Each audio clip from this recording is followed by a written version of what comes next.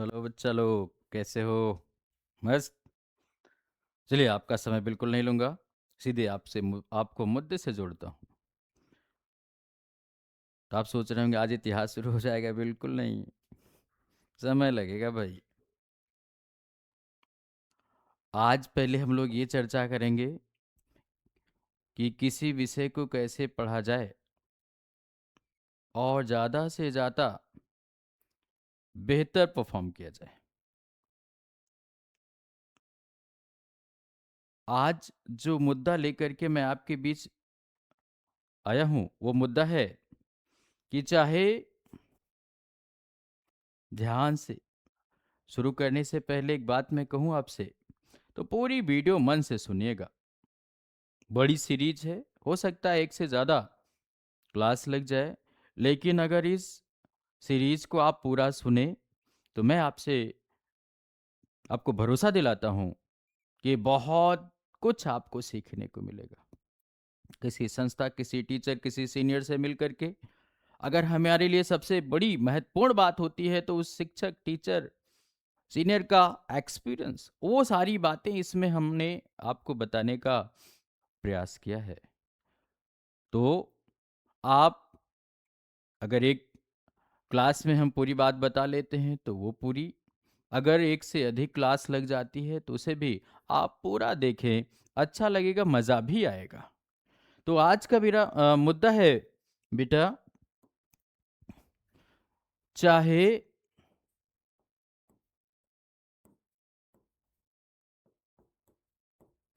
प्रतियोगी परीक्षा हो जो आप जिस तैयारी में लगे, या जीवन की परीक्षा,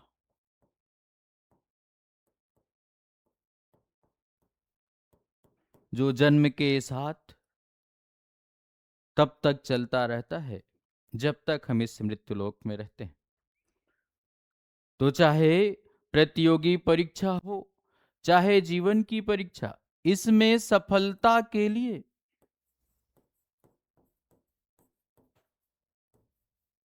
इसमें सफलता के लिए ऐसा करना पड़ेगा, यकीन जाने ऐसा करना पड़ेगा। कैसा करना पड़ेगा? इन्हीं सारी मुद्दों पर इस क्लास के तहत हम आपसे चर्चा करने चल रहे हैं, जिसे आप ही से जुड़े एक सवाल से हम आगे बढ़ाएंगे। वो प्रश्न है बेटा कि किसी संस्था से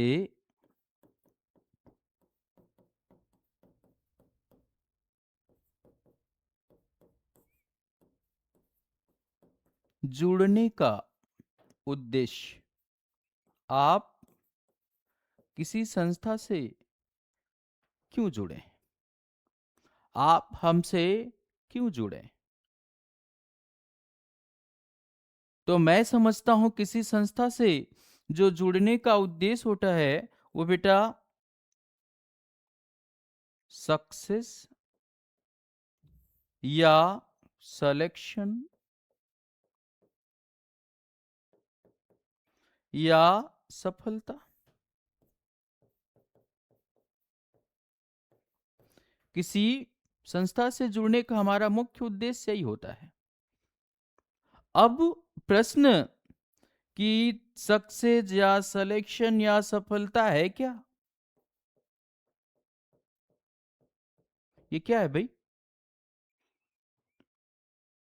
तो चाहे हम सक्सेस की बात करें या सिलेक्शन की बात करें या सफलता की बात करें, बेटा ये है ज्ञान और कुशल रणनीति का मिश्रण।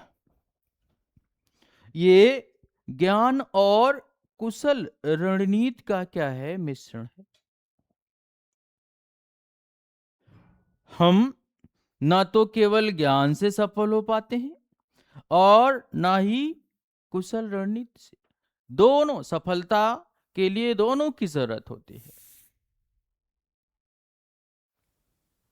अगर इसे अंक की भाषा में इसके परसेंटेज की हम बात करें तो आप कह सकते हो कि जहां सफलता में ज्ञान की भूमिका बेटा 1/3 होती है, वहीं कुशल रणनीति की भूमिका 2/3 की।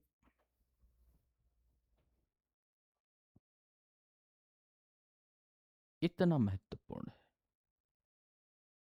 नहीं तो आप ही के साथ आपके बहुत सारे मित्र तैयारी की शुरुआत करते हैं, उनमें से बहुत सारे बच्चे ऐसे भी होते हैं जो 1 साल 2 साल में रैंकर्स बन जाते हैं, टॉपर्स। वही क्लास जिसमें आप हो, वही स्कूल जिसमें आप पढ़े हो, वही पुस्तक जिस पुस्तक से आपने पढ़ा है। तो ऐसा कैसे होता है भाई? इसके पीछे बेटा सबसे महत्वपूर्ण भूमिका उसकी रणनीति में। सफल व्यक्ति अलग नहीं होता, काम अलग तरीके से करता है, उसकी योजना अलग तरीके से होती है। तो अगर आपको भी वही बनना है, वैसा ही करना है, तो उसी तरीके से सोचना पड़ेगा, उसी तरीके से योजना और रणनीति बनानी पड़ेगी। तो इस तरीके से अगर हम ये बात करें बेटा ज्ञान, तो ये हम अपने से भी कर सकते हैं। बहुत सारे लोग सेल्फ स्टडी करते हैं, लेकिन कुशल रणनीति के लिए बेटा आवश्यकता होती है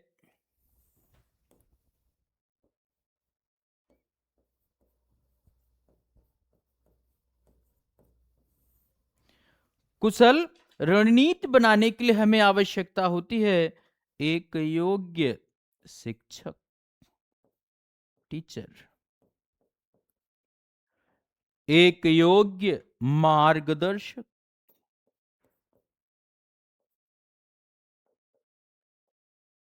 मेंटर, एक योग्य पथ प्रदर्शक, गाइड, एक योग्य प्रशिक्षक, ट्रेनर। अगर ये हमें मिल जाए, द्रोणाचार्य अर्जुन को मिले, अर्जुन का इतिहास बन गया। चाणक्य चंद्रगुप्त मौर्य को मिले, चरवाहे से सम्राट बन गया। इस तरीके से आप कह सकते हैं कि ये इसकी हमें आवश्यकता होती है, और संस्था बेटा यही भूमिका निभाती है।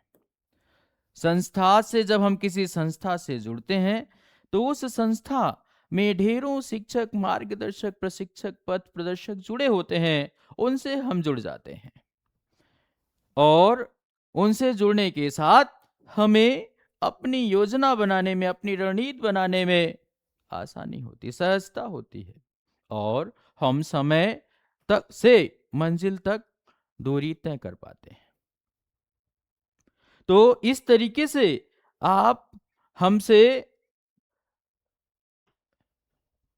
हमारे कहने पे ना जुड़े, हमारी पूरी जांच करें। यदि वो क्षमता हमारे में आपको दिखे तो यू आर मोस्ट वेलकम।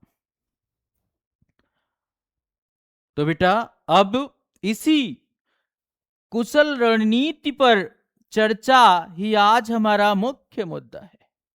आप समझ गए होंगे, ठीक है? तो बात होनी चाहिए, मैं समझता हूं आप सबकी तरफ से यह सही होगा। तो चलिए आगे बढ़ते हैं कि कुशल रणनीति कैसे बनाई जाए। इसमें बड़ी सारी मुद्दे होंगे, तो हमें नहीं लगता कि एक ही क्लास में हम पूरी बात कर पाएंगे। आप भी थक जाएंगे, हमारे भी गले में थोड़ी दिक्कत है, तो जितनी बातें आज मैक्सिमम हो पाएगी हम लोग करेंगे। तो आइए हम लोग देखते हैं कुशल रणनीति में क्या क्या हम लोग को करना है। तो बेटा कुशल रणनीति की अगर हम बात करें,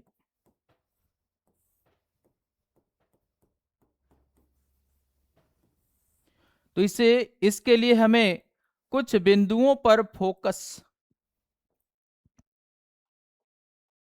करना होगा। कौन कौन से, आइए देखते हैं।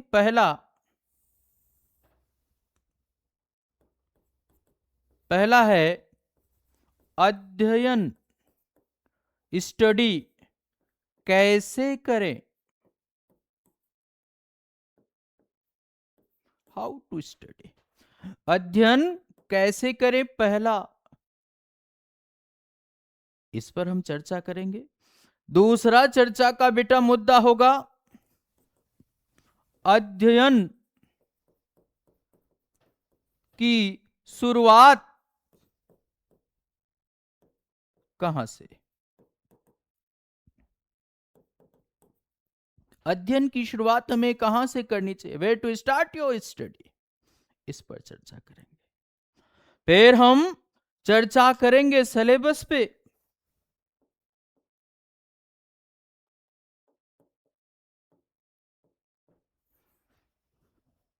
पाठ्यक्रम पर, और फिर हम चर्चा करेंगे कि फुल सिलेबस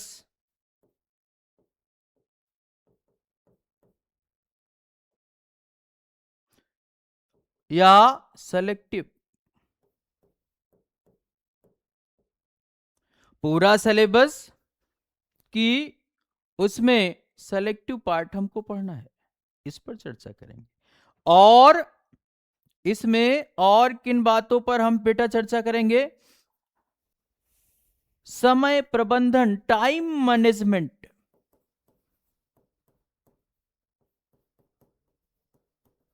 जिसके जीवन में ये नहीं, सफलता उससे कोसों दूर होगी। समय प्रबंधन अगला पॉइंट बेटा, इसमें हम लोग चर्चा में लेंगे अपना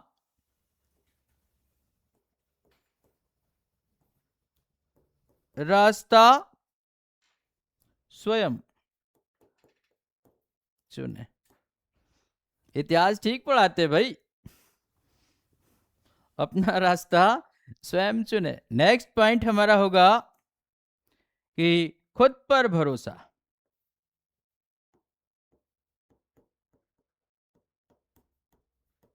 ये ना हो तो आप में चाहे जितनी क्षमता सब बेकार है। तो इस तरीके से इतने पॉइंट्स पर बेटा हम फोकस अगर करें, तब जा करके हमें एक कुशल बेहतर रणनीति बनाने में मजा आएगा। तो आगे बढ़ा जाए एक एक पॉइंट पर। तो हमारा पहला पॉइंट आपके सामने दिख रहा है कि अध्ययन कैसे करें, हाउ टू स्टडी। यस, शुरू करें, आइए।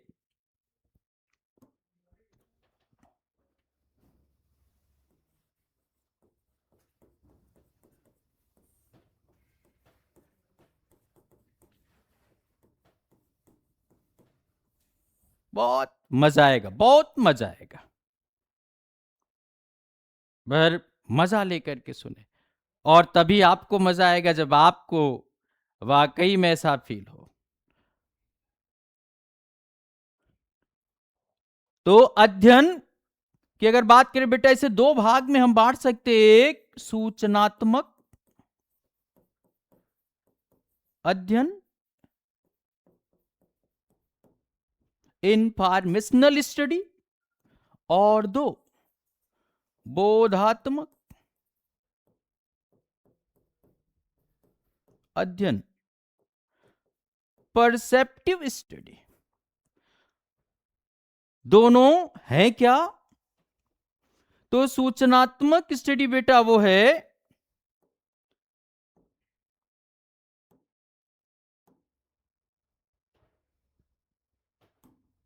सूचनात्मक स्टडी वो है जो दूसरे माध्यम से प्राप्त जानकारी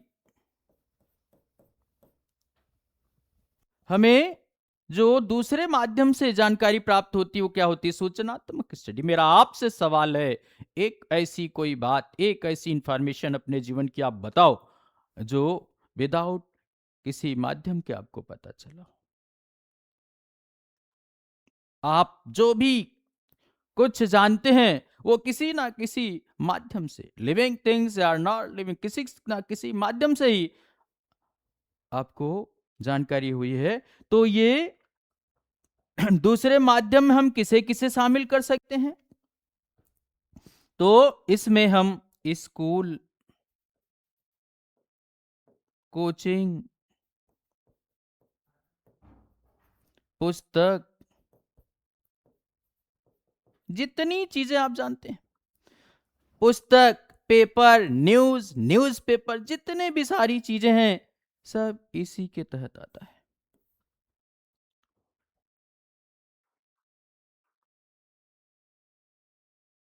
लेकिन ये सूचनाएं जैसे ही हमारे तक पहुंचती हैं, कुछ समय भले हमारे पास होती हैं, फिर लगता है कभी हमने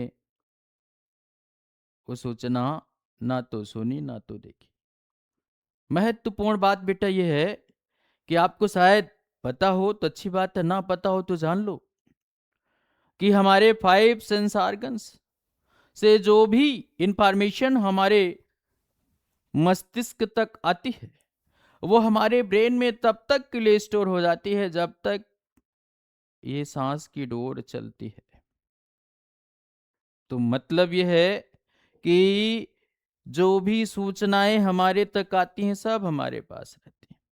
तो फिर हम क्यों बार बार वही वेट मास करते रहते हैं? क्लास 6 से भारत विमान पढ़ रहे हैं, अभी भी शायद पूरी परिभाषा हमको नहीं याद होगी। इसका मतलब है कि कुछ तो है जो हम नहीं समझ पा रहे हैं। इसका बेटा इसमें जो रहस्य छिपा है वो ये कि हमारा जो हमारा ब्रेन है डिवाइड बाय 2 पार्ट, 2 भाग में बटा होता है। जो सूचनाएं हम तक आती हैं वो लेफ्ट ब्रेन में, मैं इसको थोड़े में बताता हूँ, पूरा विज्ञान का मुद्दा है कि वो सूचनाएं हमारे लेफ्ट ब्रेन तक आती हैं, और लेफ्ट ब्रेन एक्टिव ब्रेन है, जबकि राइट ब्रेन जो आप कह सकते हो कि साधारण भाषा में वो अस्थाई होता है। लेफ्ट ब्रेन से जो बातें एक बार राइट ब्रेन में शिफ्ट हो जाए तो आपका काम कंप्लीट। मतलब समझ गए होंगे कहने का मतलब कि ये सूचनाएं यदि बोध में बदल जाएं तो फिर उसे हमें दोबारा पढ़ने, सुनने, जानने की जरूरत नहीं होती। यही होता है, लेफ्ट ब्रेन जो सूचनाएं लेता है उसे राइट ब्रेन में नोट कराने का प्रयास करता है। चूंकि राइट ब्रेन बड़ा शिथिल होता है, वो जल्दी सुनता नहीं है, ठीक है, इसलिए वो जो लेफ्ट ब्रेन में सूचना रहती है थोड़ी देर बाद वो ब्रेन के ऐसे हिस्से में शिफ्ट हो जाती है जिसे रिकॉल हम फिर नहीं कर पाते, और लगता है कि हमने ये इंफॉर्मेशन ना तो कभी सुनी ना तो कभी जानी। लेकिन वो है, अभी इस पर भी हम आपको जवाब देंगे। तो इस तरीके से बेटा जो हम आपको बताने के लिए मुद्दा बता रहे हैं उसमें यही है कि हमारे सफलता का रहस्य यहीं छिपा हुआ है। हम आज तक काम कंप्लीट ही तो नहीं कर पाए, इसीलिए तो सेलेक्ट नहीं हुए। नहीं तो बचपन से जितनी चीजें हमको पढ़ाई गई हैं, अगर आज हम वो सब रिकॉल कर पाते तो किसी कोचिंग संस्था शिक्षक की कोई जरूरत ना होती। आप परीक्षा में बैठते, अच्छे रैंक पर आते, इतनी सारी चीजें आप जान चुके हो। बट वो कहां, यहां तक वो आपके बोध में नहीं बदल पाया है। यही सूचना बस बोध में बदलना सीखना है, और इसी में सफलता का रहस्य है कि यही सूचना हमें बोध में, क्योंकि अगर बोध हो गया तो फिर उसे करने की जरूरत खत्म हो जाती है। इसके लिए हमें क्या करना पड़ेगा यही बताने के लिए मुद्दा आपके बीच में रखा हूं। ये मुद्दा है कि सूचना को, सूचनात्मक स्टडी को कैसे हम बोधात्मक स्टडी में तब्दील करें। तो बेटा इसके लिए हमें क्या करना पड़ेगा? सूचनाओं को आत्मसात, एसिमिलेट करना पड़ेगा। जब हम सूचनाओं को आत्मसात कर लेंगे तो हमारे अबोधात्मक ज्ञान में तब्दील हो जाएगा और फिर हमें दोबारा वो काम करने की जरूरत नहीं रह जाएगी। अब इस आत्मसात करने के लिए, एसिमिलेट करने के लिए हमें क्या करना होगा, इन्हीं बातों पर चर्चा हम लोग को यहाँ पर करना है। तो इसके लिए हमें बेटा ये देखना है कि ज्ञान को एसिमिलेट करने के लिए हमें क्या करना पड़ेगा।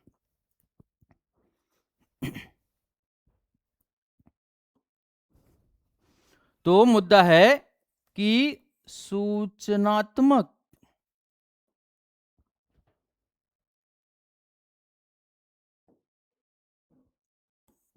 बेटा मुद्दा है कि सूचनात्मक अध्ययन को बोधात्मक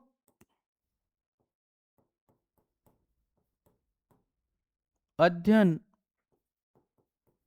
में तब्दील करने के लिए जो आत्मसात करना है, इसके लिए क्या करना होगा, इसके लिए क्या करना होगा। तो इसके लिए बेटा कुछ बातों पर हमें फोकस करना होगा। पहला है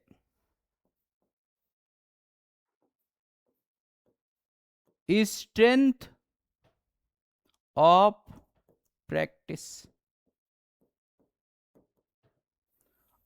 अभ्यास की ताकत को समझना होगा, एक बात। दूसरा पॉइंट है लॉ ऑफ कनेक्टिविटी। दूसरा पॉइंट है लॉ ऑफ कनेक्टिविटी। तीसरा पॉइंट है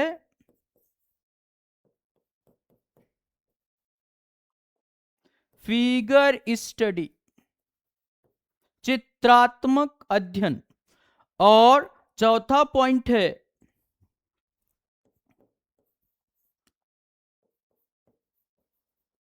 टीच योर सेल्फ, खुद को पढ़ाना।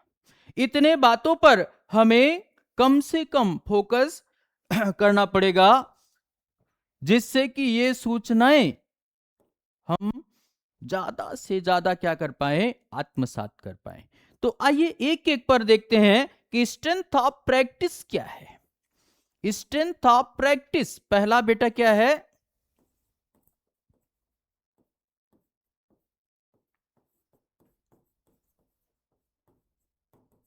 स्ट्रेंथ ऑफ प्रैक्टिस, अभ्यास की ताकत। तो आप सबने जग्गी वासुदेव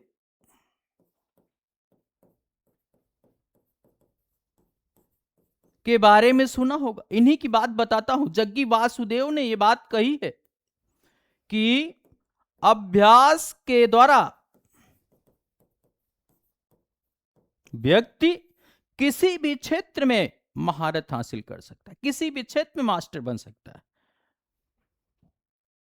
अभ्यास में वो ताकत है कि कोई कुछ भी कर सकता है।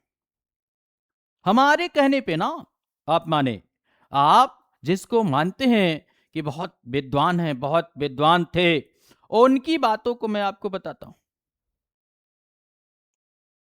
इसी तरीके से अमेरिकी चार्ल्स डिकेंस के बारे में सुना होगा।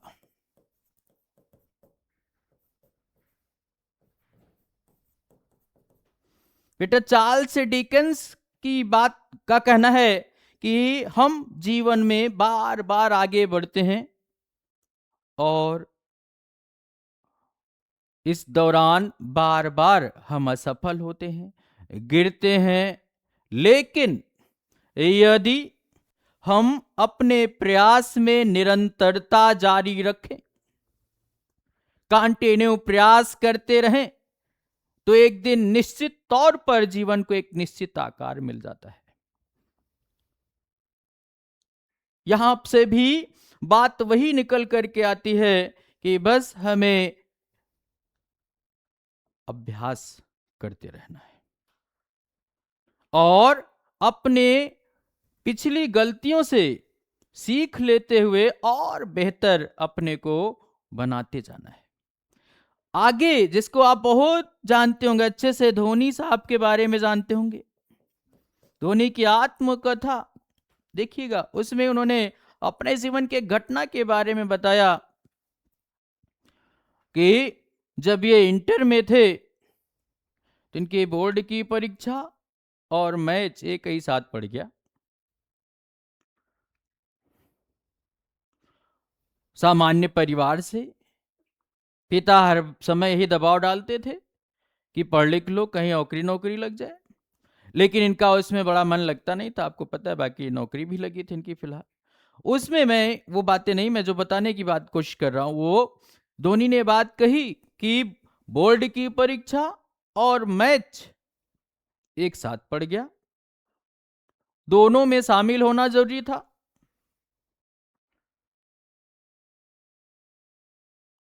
जहां परीक्षा देना था और जहां मैच खेलना था, वे के बीच की पर्याप्त दूरी थी। हालांकि पहुंचा जा सकता था, लेकिन इसके लिए बिना पिता की अनुमति के संभव नहीं था। डर के मारे पिताजी से अपनी बात कह नहीं पाते थे, लेकिन एक समय ऐसा आया कि वही कोई रास्ता ही नहीं बचा। फिर उन्होंने अपने पिताजी से बात बताई। पिताजी ने एक आंसर में, एक उत्तर में सारी समस्या हल कर दी। आपको पता है क्या उत्तर दिया पिताजी ने? कि तुम एग्जाम भी दो, मैच भी खेलो। तुम एग्जाम भी दो, मैच भी खेलो। एक दिन से दोनों के रिजल्ट में कोई फर्क नहीं पड़ेगा। अगर आज हम तुम पर दबाव डालकर मैच खेलने से रोक देते हैं, तो आज तुम मैथ में जाके टॉप नहीं कर दोगे। वो तो रिजल्ट जो आना है वो पिछले एक साल की मेहनत में डिपेंड करेगा। इसलिए, और अगर आज मैं अगर कह दूं कि नहीं, मैच ज्यादा जरूरी है, एग्जाम छोड़ दो, वहां पर भी कुछ बहुत नहीं कर पाओगे। वो भी डिपेंड करेगा कितने दिन से जो आप अभ्यास किए होंगे वही आएगा। इसलिए आप दोनों, और आपको पता है धोनी कौन है? अभ्यास। आपको कुछ स्पेशल करने की बेटा जरूरत नहीं है। आपको कुछ तलाशने की सारे रिसोर्सेज, सारे साधन आपके पास हैं। मुझे लगता है मेरा गला ज्यादा देर नहीं चलेगा। अगला, आपने भगवान कृष्ण के बारे में सुना है। अर्जुन महाभारत के युद्ध में, युद्ध के मैदान में सब दुखी थे। कोई अपना मर रहा था, कोई जीत रहा था, ठीक है, लेकिन एक ही परिवार का संघर्ष था, तो कहीं ना कहीं सब दुखी थे। उसमें एक व्यक्ति ऐसा भी था जो बिल्कुल सामान्य, ना बहुत खुश ना बहुत दुखी। वो कौन थे? भगवान कृष्ण। अर्जुन ने कहा, कैसा कैसे आप कर पाते हो? ये कौन सी अवस्था है? भगवान कृष्ण का स्थित प्रज्ञ, स्थित प्रज्ञ, ये वो अवस्था है जिस अवस्था में हम बिल्कुल विषम से विषम परिस्थितियों में भी सहज रहते हैं, सामान्य रहते हैं। भगवान कृष्ण से अर्जुन ने अगला सवाल किया कि आप ये कैसे कर पाते हो? भगवान कृष्ण ने पता है क्या उत्तर दिया? अभ्यास। जी हाँ, यस, जो हमारे आपके मेंटर नहीं सब कुछ है, लॉर्ड कृष्ण, उनकी बात कर रहा हूं। अभ्यास की उन्होंने बात कही। तो आपके पास कहां किसी चीज का भाव है? जुट जाओ, हिला दो। तुम्हारे लिए कोई ऐसा काम नहीं जो आप नहीं कर सकते हो। और ऐसी समस्याओं का तो मैं परफेक्ट इलाज हूं। एक बार फुनियाओ, जितनी नेगेटिविटी होगी सब मैं ले लूंगा। तो इस तरीके से बेटा ये लॉर्ड कृष्ण की बात हो गई। तो हमें पहला पॉइंट है कि हमें क्या समझना है, अभ्यास पर फोकस करना है। हमें सूचना को बोध में बदलने के लिए सबसे बड़ा अस्त्र, सबसे बड़ा साधन हमारे लिए क्या है, अभ्यास। उसे यूज करना है। अभ्यास करें आप, अभ्यास से, है ना, तनिक भी ना घबराएं, और अभ्यास से ही आप वो सब कुछ कर पाएंगे जो आप चाहते हैं। अगला पॉइंट बेटा क्या है, लॉ ऑफ कनेक्टिविटी।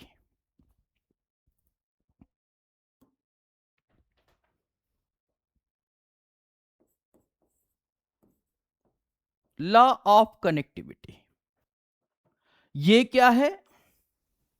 तो इसके तहत भी आप स्टडी को, अध्ययन को दो भाग में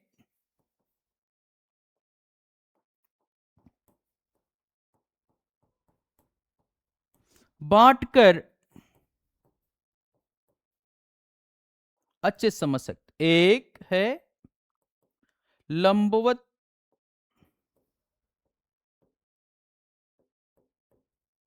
अध्ययन, वर्टिकल स्टडी। दूसरा है क्षैतिज,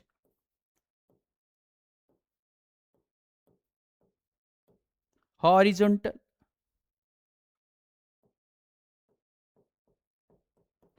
दोनों में अंतर क्या है बेटा? तो लंबवत स्टडी है जो चैप्टर वाइज,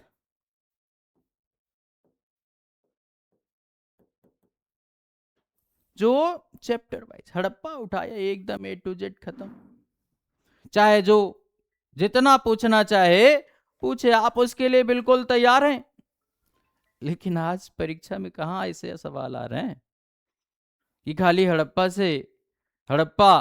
को अलग से पूछे। अब तो इतिहास को एक में जोड़ के पूछ रहा है बेटा। इसलिए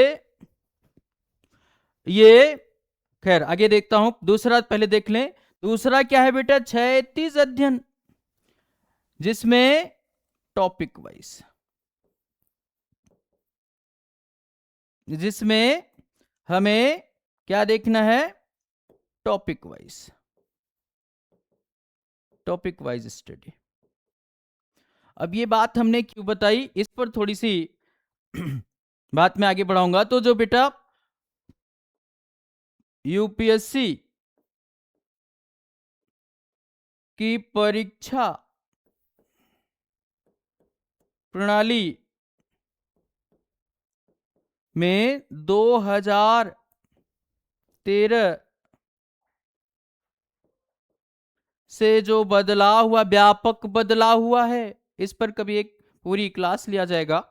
जो बदलाव हुआ है, इसके पहले क्या होता था, थोड़े में जाने। मेंस जो होता था 5 सवालों में सिमटा होता था, 650 वर्डों में उत्तर होता था।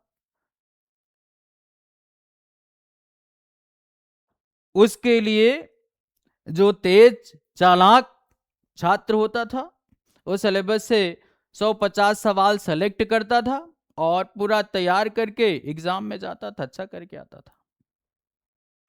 लेकिन 2013 के बाद इसमें व्यापक बदलाव हुआ और परीक्षा 5 सवाल से बढ़ गई।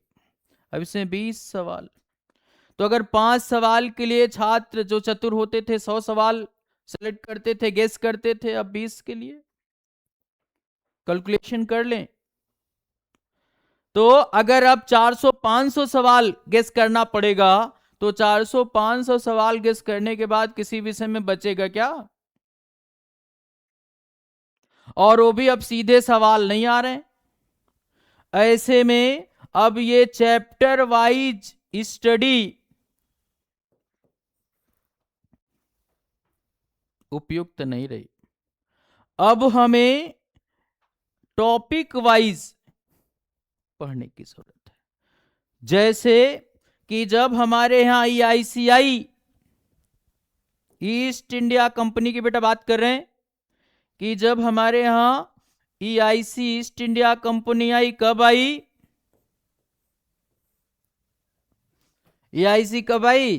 तो बहुत लोग सोच रहे हैं 1600 में आई। हम तो भैया जानते हैं 1608 में, आप देख लीजिएगा। तो ये 1608 में ईस्ट इंडिया कंपनी हमारे यहाँ आई। किस लिए आई? फॉर ट्रेड, व्यापार के लिए। कब तक व्यापारी बने रहे? करनाल युद्ध।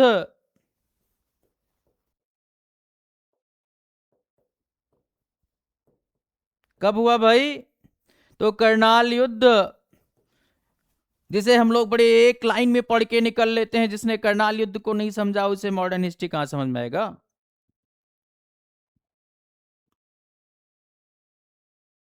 पूरी मॉडर्न हिस्ट्री की चाबी है करनाल युद्ध 1739। नादिर शाह का मुगल साम्राज्य रंगीला पर आक्रमण और मुगल साम्राज्य को मुर्गा बनाना, घुटने के बल बैठाना। अब जब मुगल शासक घुटने के बल बैठ गया, मुगल शासक बराबर भारत का शासक। अब इन कंपनियों को, जो यूरोप से हमारे यहाँ ट्रेड कर रही थी, उनको लगा कि भारत में तो कोई सत्ता है ही नहीं, पॉलिटिकल वैक्यूम की कंडीशन बन गई है। और उन्हें लगा कि इसे भरा जा सकता है, इस स्पेस को लिया जा सकता है, इस पर खुद को स्टेबल किया जा सकता है। और ये उनका जो उद्देश्य था व्यापार से, अब क्या हो गया? स्वामी बनना। अब ये व्यापारी से क्या बनना? स्वामी बनने की सोचने लगे। अब बेटा क्या हो रहा है, जरा देखें कि बदलाव किस में हो रहा है? उद्देश्य में। उद्देश्य में बदलाव हुआ तो परिणाम क्या हुआ? राजनैतिक स्थिति, पॉलिटिकल कंडीशन बदली। हाँ ना? व्यापारी से स्वामी बने कि नहीं? राजनैतिक स्थिति बदली तो आर्थिक स्थिति बदली, शोषण हुआ, आर्थिक स्थिति में परिवर्तन हुआ। यस। और हमारे जीवन को सबसे ज्यादा अगर कोई मुद्दा प्रभावित करता है तो क्या होता है? Economy. If your change economy now change everything. अगर आपकी इकोनॉमी, अर्थव्यवस्था बदल रहा है तो सब बदल जाता है। रहन सहन, खान पान, सब कुछ इसी पर डिपेंड करता है। अब जब हमारी अर्थव्यवस्था बेटा बदली तो समाज, सामाजिक परिवर्तन। तो आप देखें, केवल एक परिवर्तन हुआ, उद्देश्य, और उस परिवर्तन का मतलब सारी चीजें, पूरा सिस्टम बदल गया। स्वामी कोई और था, अब कोई और हो गया। पहनते कुछ और थे, पहनना कुछ और पड़ा। तो यहां पर देखें, यही है लॉ ऑफ कनेक्टिविटी। एक जगह से चीजें बदली, उससे सब जुड़ गई। अब ऐसे पढ़ना पड़ेगा सिलेक्शन के लिए। अब एनालिटिकल अप्रोच हमें लाना पड़ेगा, अदरवाइज सीधे सवाल तो रहे और आने से रहे। तो बेटा ये है हमारा लॉ ऑफ कनेक्टिविटी, आपको ये जानना पड़ेगा। अगला है जो बड़ा ही महत्वपूर्ण है, वो है, मजा आ रहा है कि नहीं? यस, बोलते रहिए, ऑल इज वेल। जैसा बोलोगे वैसा होएगा। ऐसा हम लोग को नहीं लगना चाहिए कि आप कहीं और हो, हम कहीं और हैं। थोड़ी सी मेरी हेल्प करें, थोड़ा सा कोऑपरेट करें, हम आपके बीच दिखेंगे। और अभी शुरुआत है, धीरे धीरे आप देखेंगे कि बिल्कुल ऐसा नहीं लगेगा कि हम लोग कहीं और बैठ करके अलग अलग बैठ करके पढ़ रहे हैं। थोड़ा सा टेक्नोलॉजी के साथ हमें और सहज हो जाने दें। इसीलिए अभी हम ऑनलाइन चीज़ें नहीं लाए हैं। 2 4 5 क्लासेस में सब ऑनलाइन हम आपके बीच होंगे, ऐप पे भी और यूट्यूब पे भी। तो अगला पॉइंट बेटा क्या है? अगला है फिगर स्टडी।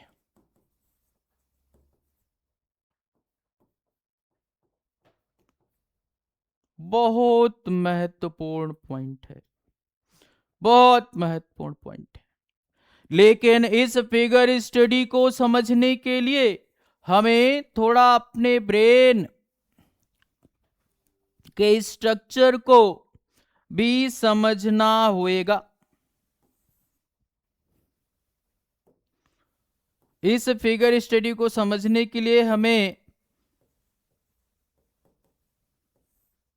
थोड़ी सी ब्रेन के बारे में भी जानकारी लेनी पड़ेगी। तो बेटा हमारा ब्रेन किससे बना होता है? हमारा ब्रेन न्यूरॉन से बना है। हमारा ब्रेन किससे बना है? न्यूरॉन से बना है। और एक न्यूरॉन की क्षमता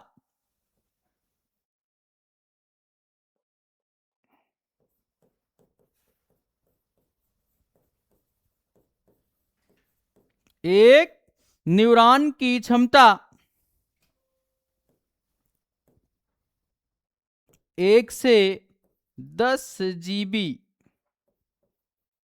के बराबर होता है। एक लैपटॉप की क्षमता 1 से 10 जीबी के बराबर होता है। और एक लैपटॉप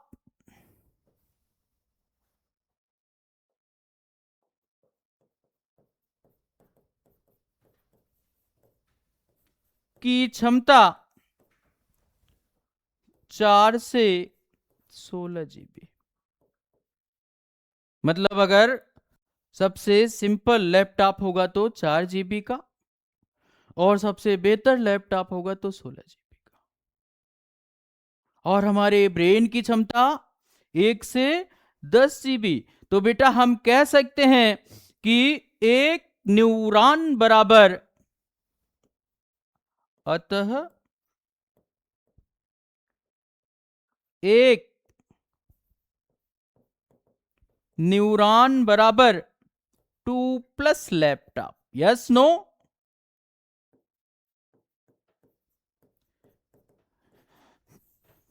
दो से अधिक साधारण वाले 2 से अधिक लैपटॉप की क्षमता आपका एक न्यूरॉन रखता है।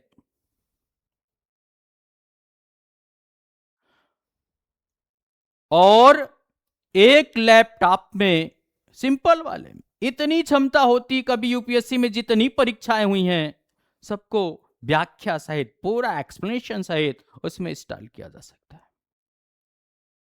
अगर एक लैपटॉप के बराबर जिसकी जितनी मेमोरी होती है, उतनी इंफॉर्मेशन हम रिकॉल कर पाए। ध्यान रखिएगा, मैंने रिकॉल करने की बात की। ज्ञान तो हम लोग के पास बहुत होता है। रिकॉल, रिकॉल मतलब जिसे हम बोध गम्य तरीके से कहीं बता सके, किसी को उसके बारे में समझा सके, डिलीवर कर सके, उसकी बात कर रहे हैं। अगर एक लैपटॉप की बराबर भी हम अपनी इंफॉर्मेशन किसी को शेयर कर पाए तो दुनिया में पहले आप होंगे। और जरा आप देखें कि आपके ब्रेन में कितने लैपटॉप हैं। आपका ब्रेन बेटा कितने न्यूरॉन से बना है? तो हमारा ब्रेन 80 ट्रिलियन अरब 80 ट्रिलियन न्यूरॉन से आपका ब्रेन बना है। सोचे, आप लाचार बन के जी रहे हैं कि भगवान कहीं करवा दो। ये कौन सा डिपार्टमेंट है भाई? कब इसकी वैकेंसी आती? कहीं ना कहीं विभाग, कहाँ अपॉइंटमेंट होता है? इस विभाग का काम क्या है? इसलिए भरोसा करो, ठीक है? जरा अपनी क्षमता को जानो। और वहां से जुड़ करके काम करो जो आपको क्षमता समझा सके। इस पर मेरा पूरा फोकस रहता है कि आपसे से ज्यादा मैं काम ले पाऊं।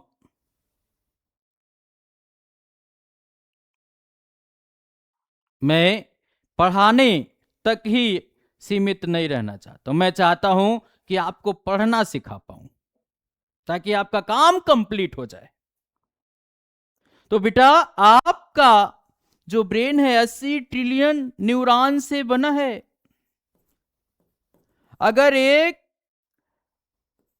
80 के नीचे केवल 2 लैपटॉप मान लिया जाए, आपने मांगना है एक न्यूरॉन बराबर 2 लैपटॉप प्लस, तो अगर 80 मल्टीपल 2 कर दें तो 160 trillion laptop equal to your brain. इतनी क्षमता है।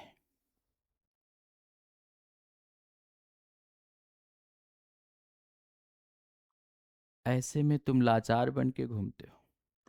बस दिक्कत इस बात की है कि टीवी खरीदा, रिमोट मिल गया, खटाखट दबाया, टीवी चल रही है। कंप्यूटर खरीदा, माउस मिल गया, घुमा रहे हैं इधर उधर, भगा रहे हैं चूहे की तरह। लेकिन ये ब्रेन तो भगवान ने दिया, वही ना दिया, ना तो माउस दिया और ना कोई रिमोट कि भैया इसे चला लेना। यही दिया होता तो फिर आपको कोई पकड़ पाता? कौन पंकज, कौन, ठीक है, फलाना ढमाका। लेकिन अगर आप थोड़ी सी कोशिश करें तो वैज्ञानिकों ने आपके लिए ये बात बताया है कि अगर हम थोड़ा सा प्रयास करें तो हम ये जान पाएंगे कि हमारा ब्रेन कैसे काम करता है।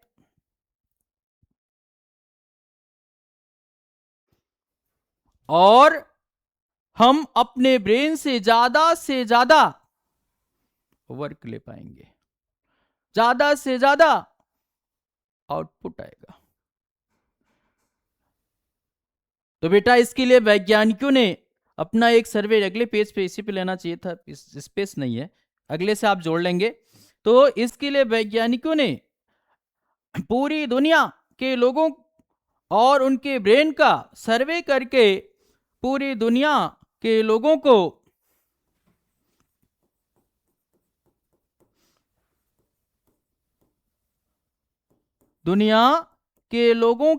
ब्रेन को 3 कैटेगरी में बांटा है कि दुनिया में 3 तरह के ब्रेन वाले पाए जाते हैं। इसे हम आपके साथ आसानी से समझने के लिए इसे हम एजुकेशन से जोड़ के आपको बताते हैं। तो बेटा, एक ब्रेन की कैटेगरी वाले वो होते हैं जो किसी चीज को पढ़ने के लिए, जानने के लिए विथ लेक्चर ज्यादा सहज होते हैं।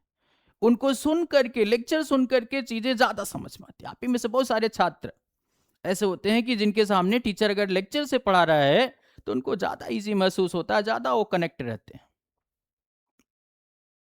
तो एक ब्रेन की कैटेगरी हो गई। दूसरी बेटा वो होते हैं जो विथ फिगर, इमेज। आप ही में से कुछ ऐसे होते हैं जो चाहते हैं कि उनको कोई चीज इमेज के साथ बताई जाए। सबसे ज्यादा यही फिगर स्टडी को महत्व दिया जाता है। इसका एग्जाम्पल है कि आज हम 10 लोग से मिले, उनका नाम पूछे, 10 दिन बाद उन्हीं 10 से मिले, हो सकता है हमें नाम भूल जाए लेकिन फिगर याद होगा। सड़क से हम जाते, हजारों लोग, लाखों लोग अगल बगल से जाते, ना तो किसी का नाम, ना तो किसी का फिगर, कुछ हमको याद। उसी में से किसी के साथ कोई दुर्घटना हो जाए, विथ इमेज दिमाग में फिट हो जाता है। क्या हम रटने का नारा लगाते हैं एक्सीडेंट हुआ एक्सीडेंट हुआ, लेकिन हो गया, तो दिमाग हमारा उस इमेज को सेलेक्ट कर लेता है। तो दूसरा है विथ फिगर, तीसरा है विथ एक्टिविटी।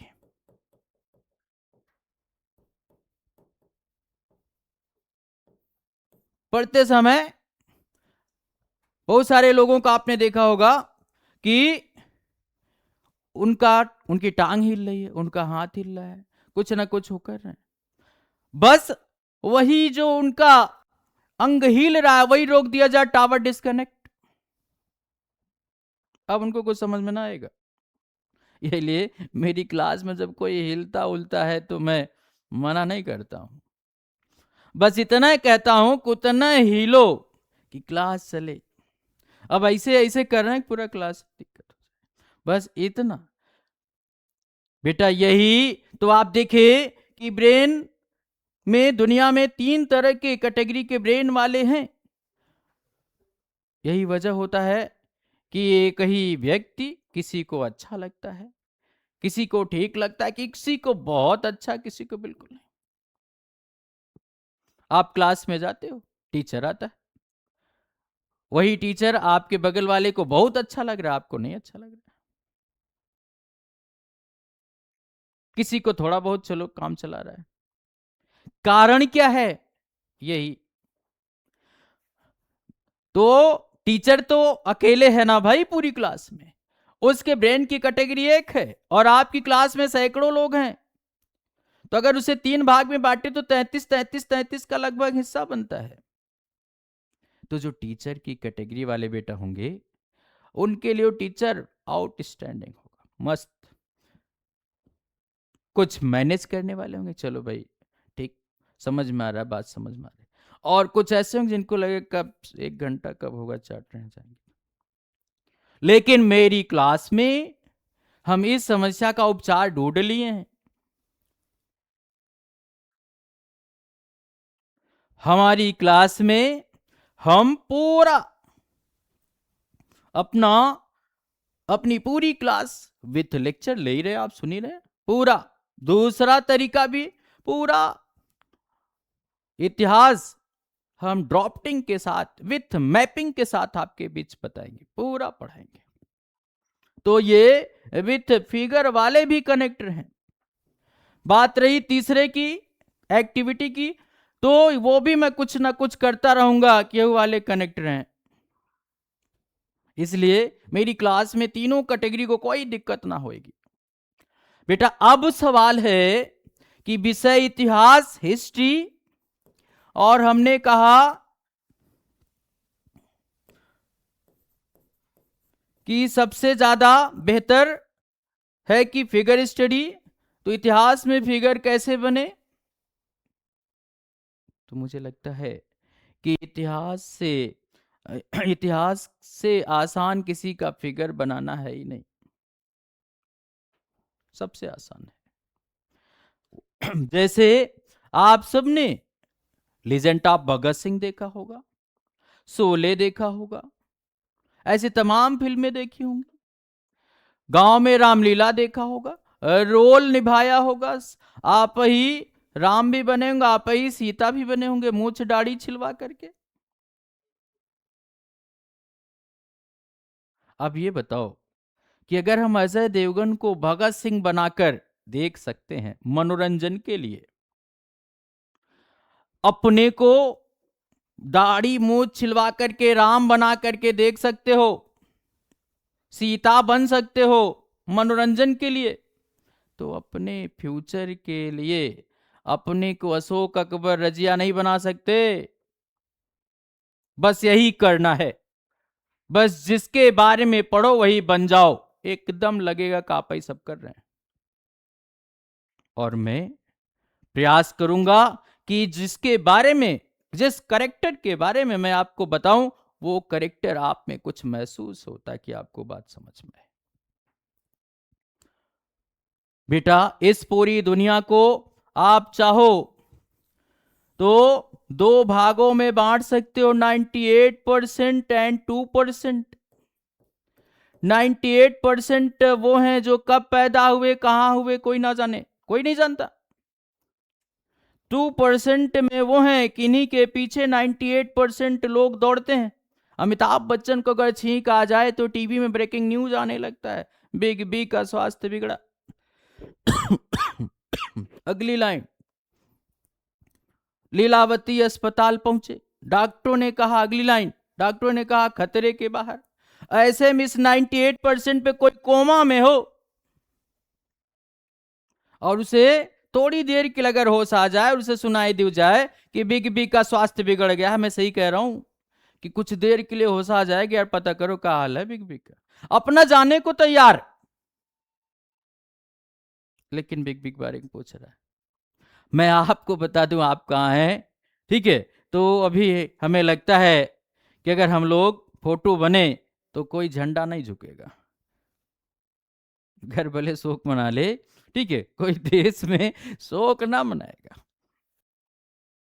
तो इसी में है आप। अब आपको ये डिसाइड करना यहीं से लौटना है कि यहां आना है।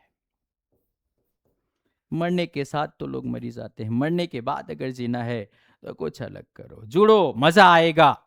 मैं इतिहास पढ़ाने के लिए नहीं, इतिहास बनाने के लिए पढ़ा रहा हूं। यदि आपका साथ मिला तो निश्चित तौर पर मैं ऐसा कर पाऊंगा। और चुनौती तो मैंने आपको दे ही दिया है, चैलेंज तो मैंने आपको कर ही दिया है, जो पढ़ाऊंगा बुला के दिखाएं।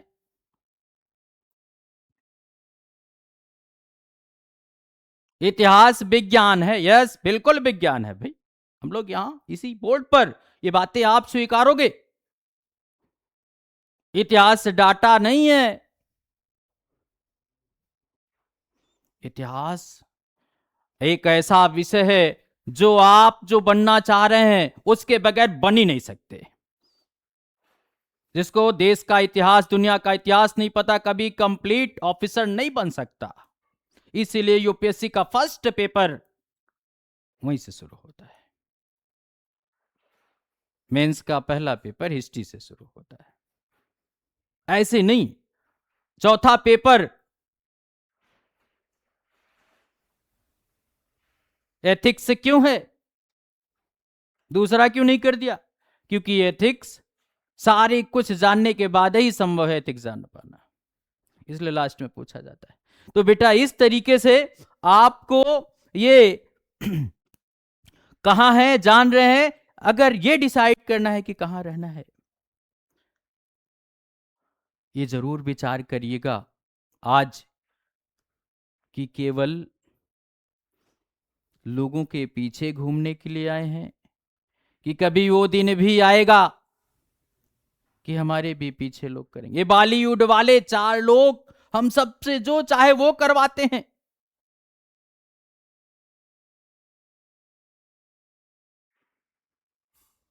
सलमान खान को हर कंपनी अपना ऐड कराने के लिए बोरा का बोरा लेकर के, अपना कपड़ा लेके खड़ा है, चाहे जितना अटा फटा रहे दूसरा भी मिल जाएगा।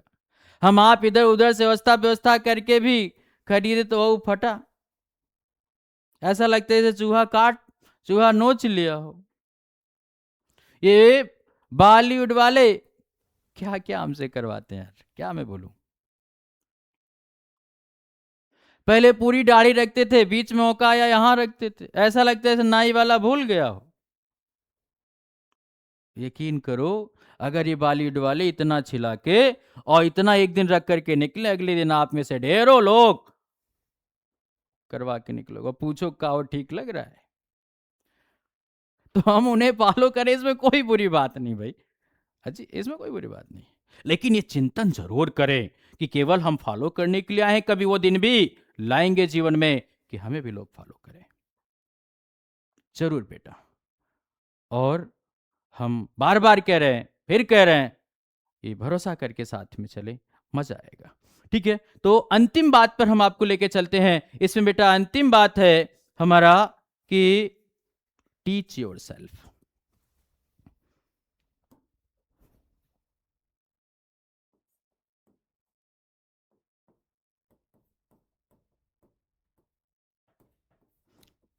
खुद को पढ़ाना कभी नहीं किया होगा। किया होता तो इधर उधर ना भटक रहे होते भाई।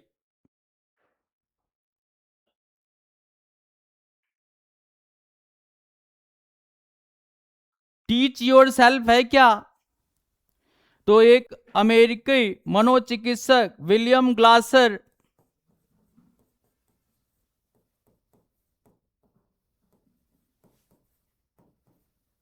ने एक डाटा आपके क्षमता के बारे में दिया है।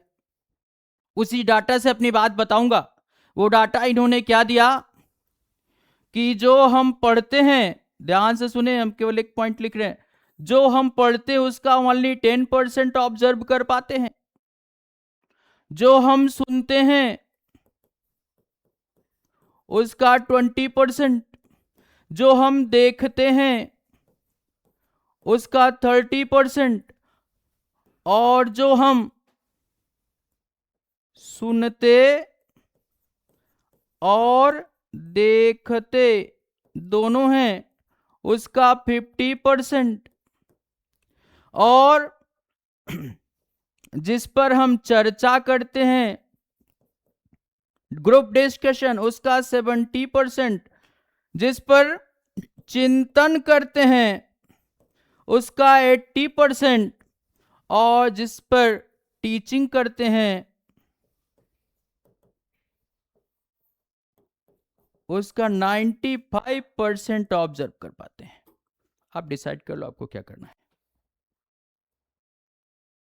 आप जब जिम में जाकर के, पार्क में जाकर के एक्सरसाइज से अपने मसल्स को स्ट्रांग कर सकते हो एक्सरसाइज से, तो ब्रेन एक्सरसाइज से ब्रेन स्ट्रांग नहीं हो सकता? बिल्कुल हो सकता है। तो केवल आपको ये सीखना है कि हमें कैसे ब्रेन एक्सरसाइज करना है। बस आप जब रात में सोने का शेड्यूल बनाया हो तो उस शेड्यूल के 1 घंटा पहले, वो भी स्टडी शेड्यूल में होना चाहिए, कि आपको इसके लिए जाना है। बेटा इसमें क्या करना है, बस आपको आंख बंद करके, अब आप ये मत सोचिए कि रजाई में घुस करके आंख बंद कर ले फिर रजाई कहे सो जा, ऐसे नहीं। बिल्कुल योग अवस्था में बैठ करके पेन कॉपी के साथ बैठे और सोचें, सबसे पहले जब सुबह आंख खुली तो क्या देखा। जल्दी जल्दी जल्दी फोकस करते हुए आप अपने कॉपी पेन तक पहुंचे, अपनी क्लास तक पहुंचे, और ये सोचे कि अगर क्लास में पंकज सर ने पढ़ाया तो क्या पढ़ाया, वो सारी बातें याद हैं कि नहीं। इससे ज्यादा जरूरी है ये खोजें कि जो पंकज सर ने सारी बातें बताई उसमें कौन सी ऐसी बात है जो हमको नहीं रिकॉल हो रही है। तुरंत पेन कॉपी उठाओ, वही देखो। जैसा करते थे वैसा होता आया है, यदि वैसा ही करते रहोगे तो वैसा ही आगे भी होगा। अगर कुछ बदलाव चाहते हो तो कुछ बदल के करना पड़ेगा, और इसके लिए मैं परफेक्ट हूं। जुड़े, मजा आएगा। तो बेटा बस मेरी क्षमता अब नहीं है, गले में मेरे लगातार 1 हफ्ते से दिक्कत बनी हुई है, इसीलिए मैं थोड़ा सा डरा भी हूं कि कहीं क्लास शुरू करूं तो बीच में, लेकिन मैं क्लास कंटिन्यू लूंगा, थोड़ी ही भले रहे, थोड़ा समय कम ज़्यादा हो सकता है। तो आज के लिए बस इतना। इसकी अगली सीरीज मैं आगे लेके आऊँगा, हो सकता है कल, या तो कल मैं पढ़ाना शुरू कर दूँ आगे, ये सब मैं सरप्राइज ही रखूँगा ताकि आप में भी थोड़ा जिज्ञासा बनी रहे। तो बस आज की क्लास को हम यहीं से रोकेंगे, विराम देंगे, और अपने बारे में बस इतना ही कहूँगा, इतना जल्दी न कर बताने में किरदार बना मेरा, वक्त बदला तो तेरी राय बदल जाएगी। मुझे यकीन है मेरी कोशिश एक दिन जरूर रंग लाएगी, मैं वक्त नहीं कि फैसला कर दूं। बस गुड नाइट, अपना बहुत ख्याल रखिएगा। धन्यवाद।